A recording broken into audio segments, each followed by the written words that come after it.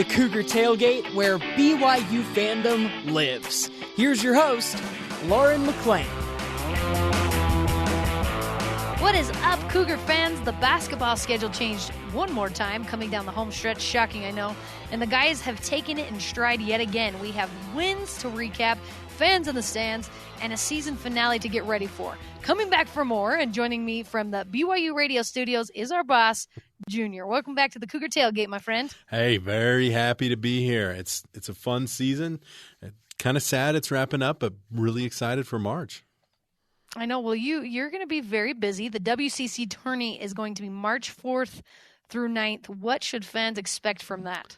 Well, it's going to be interesting. It's going to be different. They're going to keep the same seating where so both BYU men's and women's, it looks like, have pretty much locked up the 2 seed, with Gonzaga locking up the 1 in all of those, but they won't play until Monday.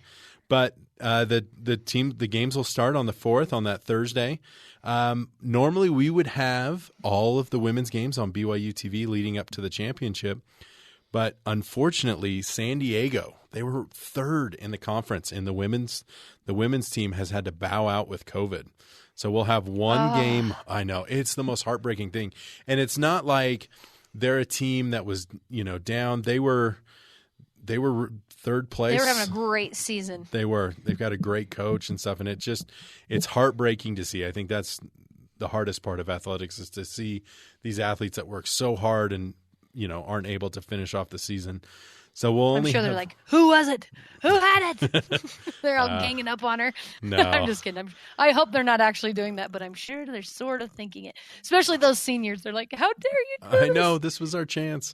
But then it'll be off and running from there. But we're excited, and an interesting twist this year. With all of the cancellations of games and things like that and broadcast rights, the men's tournament, the first 4 games, Thursday and Friday, 2 Thursday, 2 Friday of the men's will be on Stadium instead of BYUtv, unfortunately. But it's kind of the way things run. Jerks. Nah, it's one of those, you know what? They missed a bunch of games, and so we let them have them, I guess. But no, we're really excited about this. Both the men and women have a very, very good chance. The women beat Gonzaga last week, so they know how to do it.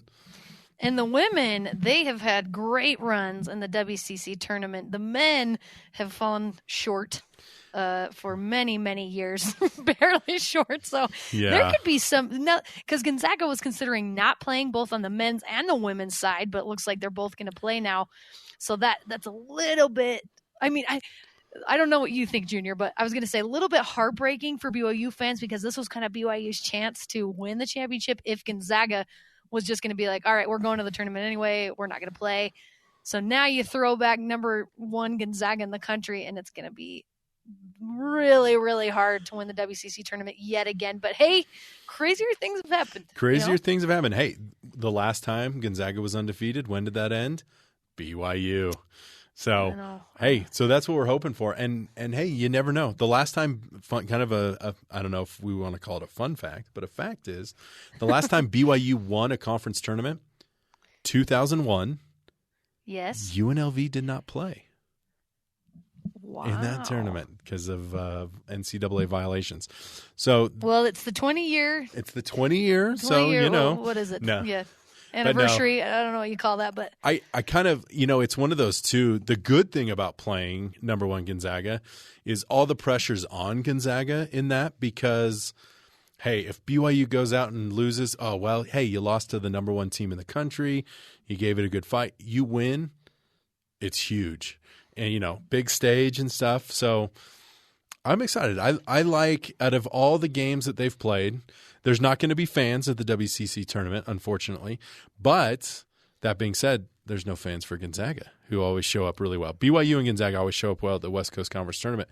But no one's getting in this year. So everyone's going to have to watch it from their couch and stuff. So it'll be it could even the playing field just a little bit. It could even that playing field just a little bit. And hey, this is the time where magic happens. All of the Cinderella stories and stuff like that. And come on, let's be honest. If BYU would win that game Tuesday against Gonzaga, that would be so amazing. Right. Start to March. It would be absolutely incredible. And honestly, BYU is the team who's hung with Gonzaga better than any other team in the WCC, losing by just 11, which, I mean, that's a decent amount of points. But when it comes to playing number one Gonzaga, who honestly is a different team this year, they are just playing on a different level. So for BYU to hang in but lose by just 11 points is really great. And honestly, makes me think if BYU is firing on all cylinders, they could have a shot. They're going to have to be shooting lights out, though. Yeah, but and, hey, speaking of shooting lights out, Alex Barcelo, 7 of 7 from 3 Alex Barcelo, 7 of 7 from 3 on Thursday night. That was big. He had 29 points. It was huge. Yeah, he's going to have a game like that again, along with the other 9 players on the team in order to beat Gonzaga, honestly. But you know who is incredible right now or had an incredible comeback is the women's team. Oh, my gosh.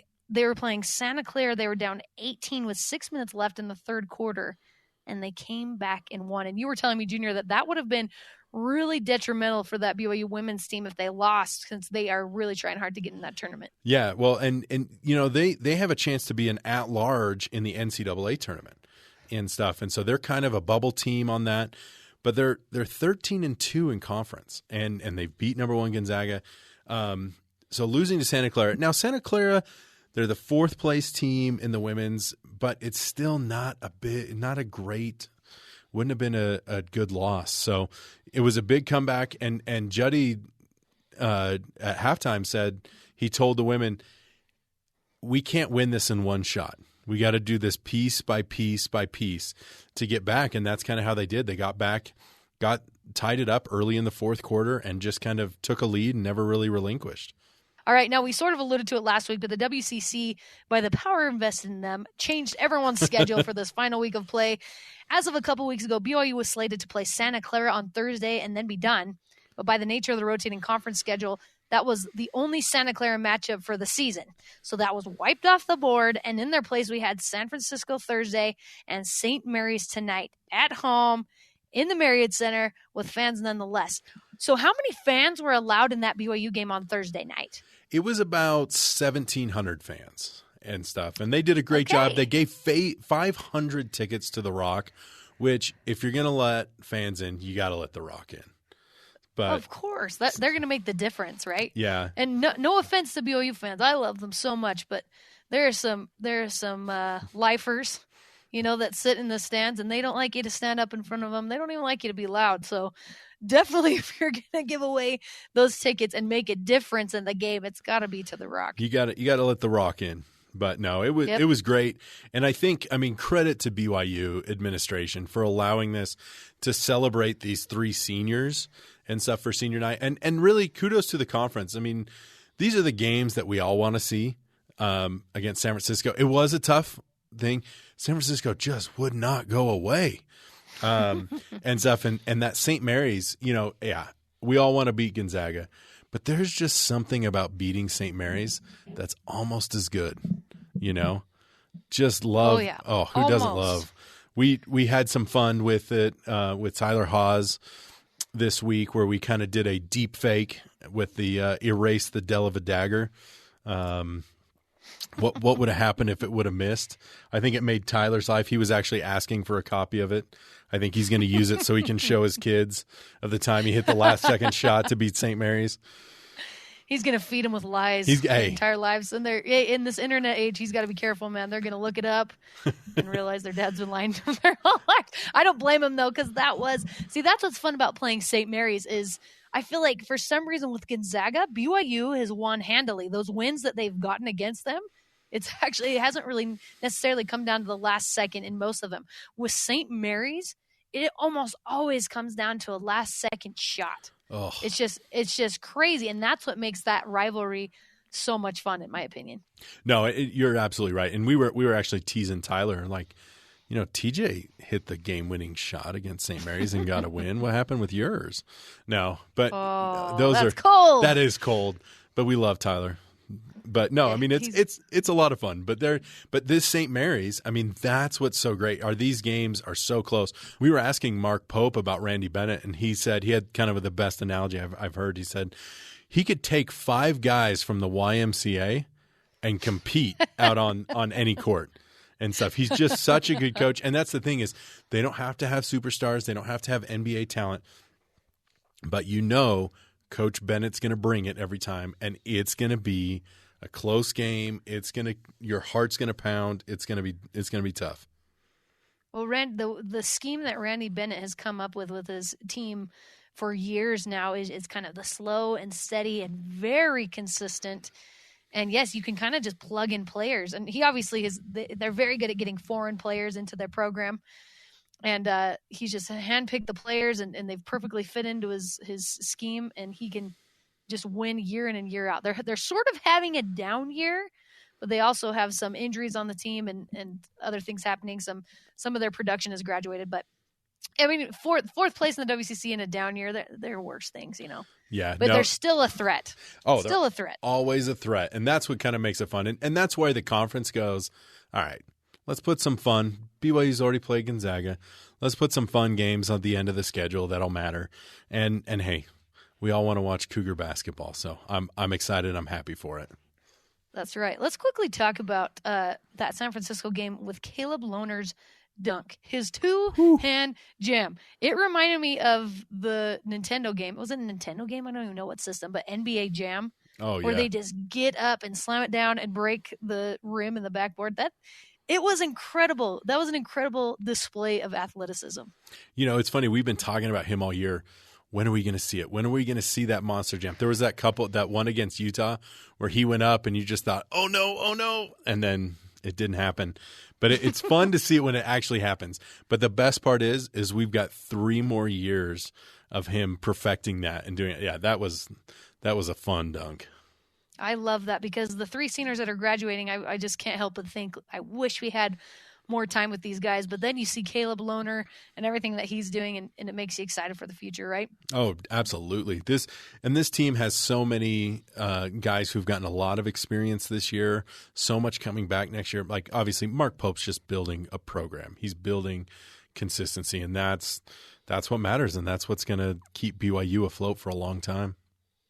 Amen. All right, up next for BYU men's hoops is senior night against St. Mary's. We'll talk to Alex Jensen, the radio play-by-play for the Gales, up next. This is Cougar Tailgate.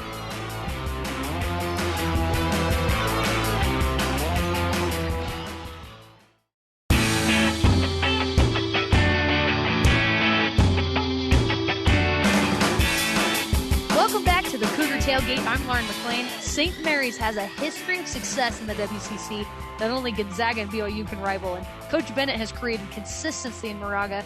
And to talk about St. Mary's hoops, we have their longtime play-by-play man, Alex Jensen. Welcome to the Cougar Tailgate, Alex. Lauren, thank you for having me. I can't believe the regular season is over already, or almost over already, in some ways, mercifully. I'm excited. I'm excited just from a basketball standpoint to get to the point where we can enter a week and know who your team is playing on Thursday and Saturday, and that those games will happen. But thank you for having me. I'm excited for the game tomorrow. Yes, you bet. And who knows when we're actually going to get to that point, and we're all praying it's next year, right? We'll see what happens in the world in the meantime. But you and I were just talking before we started this, and you told me that you played baseball at St. Mary's. What years did you play? Well, I was a junior college transfer, so I grew up in the Bay Area, here in Oakland, actually, and went to a junior college right around here, which is the closest junior college to St. Mary's. Okay. And so I was there in 2000, fall of 2006 to the spring of 2008. I graduated in 2008. So, man, I can't believe, we're closing on almost 15 years since I was in college. It's makes me feel old. I just wanted to make you feel old. That was all. That's all I wanted to accomplish. Yeah, you bet. Thank you, Lauren. You're welcome. It actually sounds like we're probably around the same age, so don't feel too bad. But okay. This to also make you feel old, this is your 9th year as the play-by-play for St. Mary's basketball. What is one of your favorite memories of St. Mary's? Well, it's easy to go the Delva Dagger route, being on BYU radio. That was my first year, actually. we were talking about it before you hit record here. That was my first year, but that was a great game. I mean, every game it seems between St. Mary's and BYU ends up being close. I can you can count the blowouts or the one-sided games really on one hand. That since BYU entered the West Coast Conference, that St. Mary's and BYU have played each other. So that's one of them. Every trip to the West Coast Conference tournament has been great. But I think the best memory for me is the 2019 title game when St. Mary's beat, at that point, number 1 Gonzaga with Rui Hachimura and Brandon Clark and Josh Perkins. I mean, they were a massive underdog in that game, and to win that game the way they did, hold Gonzaga to 47 points, and culminate with what I really felt was a season that they really built upon their successes, especially the last month, to reach the NCAA tournament with the win against, over their arch rival when they're number 1 in the country, to revalidate that rivalry. That's got to be the top for me. Oh, I love that. So Greg Wrubell is the play-by-play guy for BYU. And if you listen to him, he gets extremely excited when BYU does something well. As the play-by-play guy, you don't have to be unbiased, right? Because you're the play-by-play guy for that school. How do you sort of contain your excitement, though, sometimes, especially being an alum of that school when you're calling a game like that? I've learned, I've listened to myself quite a bit, and I like to think that I'm better at doing that now than when I first started. I mean, when it comes down to it, we're all fans, right? I went to St. Mary's. Obviously, I'm a St. Mary's fan. I know everybody, and Greg Wrubell, I'm sure included, and I feel like we have a great mix, Lauren, of broadcasters in the West Coast Conference. I just feel like it's a really good group. But I feel like when it comes down to it, like, we're all fans of our program, and what makes it more intimate is the relationships you build within the program, with the coaching staff, with the players. I mean, you really want to see these guys do well. So it's hard sometimes to contain your excitement, but a lot of listening to myself. My girlfriend is also in the industry, so she has helped me a lot with that. I try not to yell too much. So yeah, it can be hard at times because, like I said, I think all of us radio broadcasters in the league are an extension of the program, really a part of the program. So it's hard at times, but I try and do my best at least not to yell. But yeah, you gotta, I mean, it's a hometown broadcast, right? You gotta, I don't want to be a full homer, but you got to be a little bit of one, right? Exactly. I mean, and that's what resonates with people. I love that your girlfriend's like, honey, you got to tone it down a little bit. Yes. You're yelling just a little bit too much. So exactly. St. Mary's this season, I wouldn't call it a down season. They've done great, maybe not to the extent of they've done in previous years, but as this season winds down, what's something from this year's team that you're going to remember? How tough they are, how gritty they are. I mean, this has been a season. I mean, it's been a season unlike any other for several teams, but for St. Mary's, there's so many layers to this year. They lose. Let's see. They lose 3/4 of their scoring from a year ago. They lose half of their rebounds, 60% of their minutes from last season. And then they looked like they were, kind of turning the corner maybe in December. And then they have a couple of key injuries to 2 of their best shooters. So they have to change their roles once again. And, then when I feel like they're getting some momentum, road wins over LMU and San Francisco, they go on pause for 3 weeks and they don't practice for 10 days. And then they have to kind of start over. And then they go on the road at Pepperdine and Gonzaga. 2 tough places to play after you've gone through that. So right now they're starting to turn the corner again. But what I'll remember most is this team's toughness. I mean, Dan Fotu, Kyle Bowen, Matthias Toss, Logan Johnson, Tommy Kuzi just had his senior night last night, which was nice that his parents were able to be in town. I mean, this guy was a walk-on to start his career, just earned a scholarship this year in his 5th season in Moraga. And he's really embodied a guy who has bought in 100% to the program, and it's paid off for him because he's leading the team in scoring. He's leading them in assists. He's top 5 in the WCC in assists and minutes. And so I'll just remember this team's toughness. I mean, it hasn't always gone according to plan this season for St. Mary's, but they've stuck together. And I think they're starting to play some of their best basketball since the holidays. It's good timing right there. And I think that's important for teams to go through that every once in a while, in order to build some of the things that you can't get when you're consistently winning. You need to have that every once in a while, and you can get more gritty and more toughness there. So this year has been obviously unlike any other. What's one game day tradition from the players or student section that you've missed most during this weird basketball year? Man, that's a good question. The Gales, for anybody that has followed St. Mary's program at all, is familiar with their connection to Australia. And there's 2 Aussies on the team this season. There's, it's the least amount of Aussies the Gales have had in probably a decade. They've had as many as 7, I think, at times. But last night, they got to celebrate Australian Heritage Night, which was postponed from Australia Day, which is in the middle of January. That's right when they went on pause. But traditionally, they didn't do it last night, but traditionally, they play the Australian national anthem before the game, just before the Star Spangled Banner. And one of my favorite moments every year is looking over to our team and seeing the pride on our Aussies' face when the Australian national anthem gets played. There's the boomer flag, the kangaroo with the boxing gloves. I'm sure you're familiar with it. That hangs in UCU Pavilion, which is where the Gales play. And the students always have like an inflatable kangaroo, in the student section. So I think that's probably it. Just the way that the fan base has really embraced the Australian culture and our Australian players. Both of our players in the NBA right now from St. Mary's are both Australian. Patty Mills and Matthew Dellavedova. Both their jerseys hang in the rafters at University Credit Union Pavilion in Moraga. So I think just that interaction between the fans and the players, it's such an intimate feel, Lauren, in Moraga. I mean, after it's like a high school game where after the game, there's fans all over the floor, interacting with the players once they come out from the locker room. It's just, I just think that connection between the program and the fan base is what I miss the most. Oh, I think that's so cool, and probably a rare thing, honestly, and that you can't get at some of these larger schools. And I love that they make the foreigners feel so at home, especially the Australians. That is such a cool thing. I've never been to a game there, so I'll have to do it. And hopefully we can get all the fans back next year and make it happen. No doubt. And, if you do come out for a St. Mary's BYU game, it gets packed in there. It only holds 3,500 people, but it gets loud. It gets hot. It's a fun place. A quick story. Mark Emmert, who's the president of the NC2A, came to St. Mary's a few years ago, and Mike Matosa, who's the Gales VP of Intercollegiate Athletics, aka Athletic Director. That's his official title, though.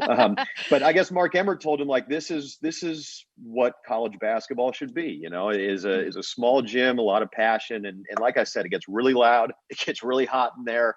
It's a fun place to watch a game. So when you come out, we'll make sure to make you feel at home. I love that. And I'm going to try and make it happen. So on the flip side, you have BYU that has the Marriott Center, I think the biggest in the WCC. What's one thing you miss about the fan experience when you come to BYU? Oh, the passion of BYU fans. It's rivaled in few places in the country, in the conference in the country. And every fan base, obviously, is passionate. But, BYU, I miss pulling up to the Marriott Center for practice the night before and seeing tents outside in the snow. So I just think that the passion of the BYU fans is something that I'm going to miss this season. I can't wait to be back in 2022, hopefully. Right. I just you can feel it in the building with the students, with all the fans. It really comes through. I mean, they love the Cougars, obviously, that fan base does, and there's no doubt about that. So I'll miss the passion. I mean, last year's game in Provo with the TJ Hawes buzzer beater, I mean, you really felt it, and it was a tough moment for St. Mary's, but you really felt the pride in the program and in their school that the fan base has. So I'll miss that, and I'm looking forward to it again in 2022. There really has been an insane amount of back and forth between BYU and St. Mary's. It's so much fun. I'm pretty sure we've asked this before, but what is a Gale? A Gale, for St. Mary's purposes, is essentially an Irish knight. Okay. The way I always kind of draw a parallel is like the Boston Celtics the Celtic culture, right? Yes. That's a takeoff of the Celtic culture. The Gaels is a takeoff of the Gaelic culture, which is another Irish culture, like Gaelic language. So that's what a Gael is. But for St. Mary's purposes, they have a great throwback logo. I encourage you, if you're listening to this right now, go back and look up the Galloping Gael logo. It's such a cool, like 1970s-ish cartoony, knight riding a horse. St. Mary's actually had a red jersey that they've worn the last couple of years. They didn't wear it this season, but it's got that logo on it, and I think it's such a great look. So if you want to know what a Gael is for St. Mary's purposes, look up Galloping Gael, and you'll have your answer. There you go.